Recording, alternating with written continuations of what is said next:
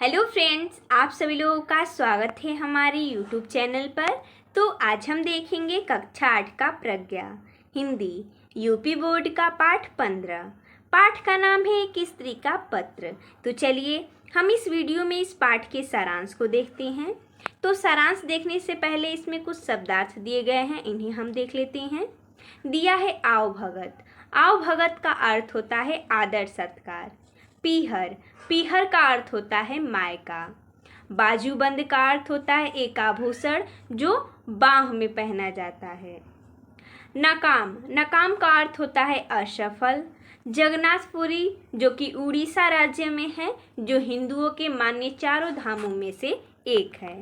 अब चलिए हम इस पाठ के सारांश को देखते हैं। यह मृणाल अर्थात परिवार की मझली बहू का लिखा पत्र है। वह सुंदर थी और बुद्धि में तेज थी। वह छिपकर साधारण सी कविताएं लिखती थी जो रीति रिवाज के बंधनों से मुक्त होती थी। वह 12 साल की आयु में बहू बनकर आई और शादी को 15 साल हो गए थे।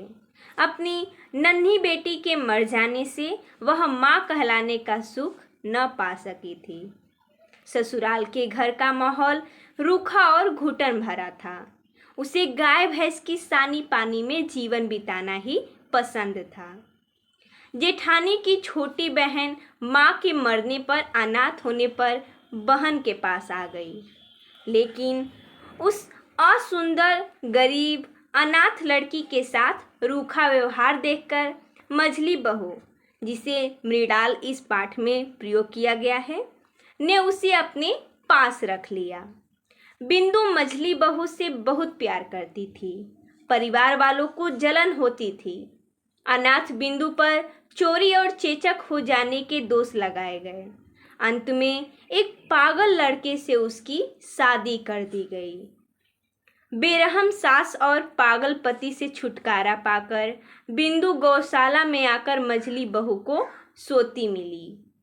असलियत मालूम होने पर मझली बहू ने उसे प्यार दिया और ढाढ़स बंधाया, लेकिन घर वालों ने उसे झूठा बताया और ससुराल वालों के दोबारा आने पर उसे फिर ससुराल भेज दिया। मझली बहू बिंदु को रोक न सकी। मझली बहू जगन्नाथपुरी तीर्थ करने गई। अपने भाई शरत को तीर्थ के लिए बिंदु को लाने भेजा। उसने बताया कि बिंदु ने आत्महत्या कर ली। यह सुनकर मझली बहू विरक्त हो गई और वापस अपनी गृहस्थी में नहीं लौटी। उसने मीराबाई की तरह सारे बंधन तोड़कर अपने भरोसे विरक्त जीवन बिताने का निश्चय किया।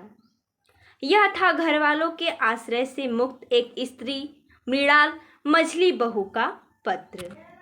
तो देखिए दोस्तों, जैसा कि हमने इस वीडियो में इस पाठ के सारांश को देखा, तो मिलते हैं तब तक के लिए धन्यवाद दोस्तों।